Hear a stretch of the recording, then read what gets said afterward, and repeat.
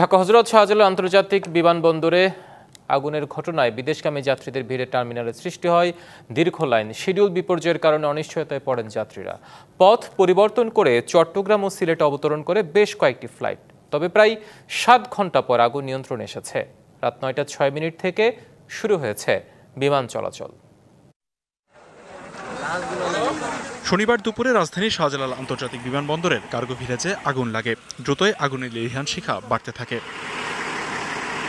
আগুনের কারণে বিকেল 3:45টার দিকে বিমানবন্দরে সব ধরনের উড়োজাহাজ ওঠানামা সাময়িকভাবে বন্ধ করে দেওয়া হয়, পিছিয়ে দেওয়া হয় বেশ কিছু ফ্লাইট।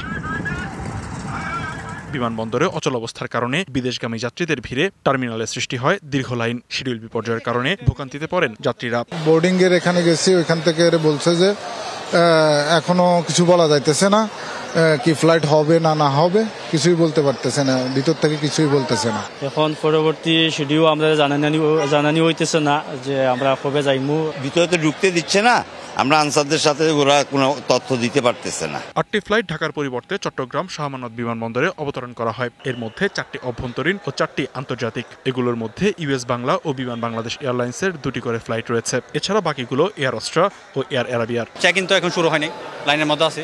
এখন দেখা যাক কতটুকু ঢাকার অগ্নিকাণ্ডের পর এখনো লাইনে আছে। আমি যাবো শারজা বাংলাদেশ বিমানে, কিন্তু এখনো তো কোনো কিছু জানি না, কিছু বলেও নাই। লেট হবে কি কত ঘন্টা হবে সেটা কিছু বলে নাই, তো আমরা কিভাবে জানবো। এদিকে সিলেট ওসমানী আন্তর্জাতিক বিমানবন্দরে রিয়াদ ও মালে থেকে 3টি বিমান জরুরি অবতরণ করে। এছাড়া 3টি অভ্যন্তরীণ ফ্লাইট দেরিতে ছেড়ে যাওয়ার কথা জানিয়েছে বিমানবন্দর কর্তৃপক্ষ। আমার ওইখানে চাকরিতে প্রবলেম হবে, আমি সোমবার থেকে ডিউটি করার কথা, কিন্তু আমি সোমবারে যে ডিউটি করতে পারবো কিনা এখনো নিশ্চিত না।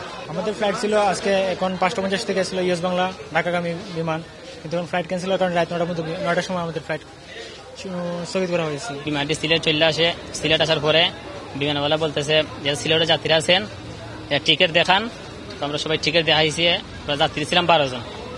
এই সব কিছু ওকে কইরা আমরা 12 জনকে সিলেট নামাইয়া দিছে। লিখনকান্তি ভৌমিক, ডিবিসি নিউজ ডেস্ক।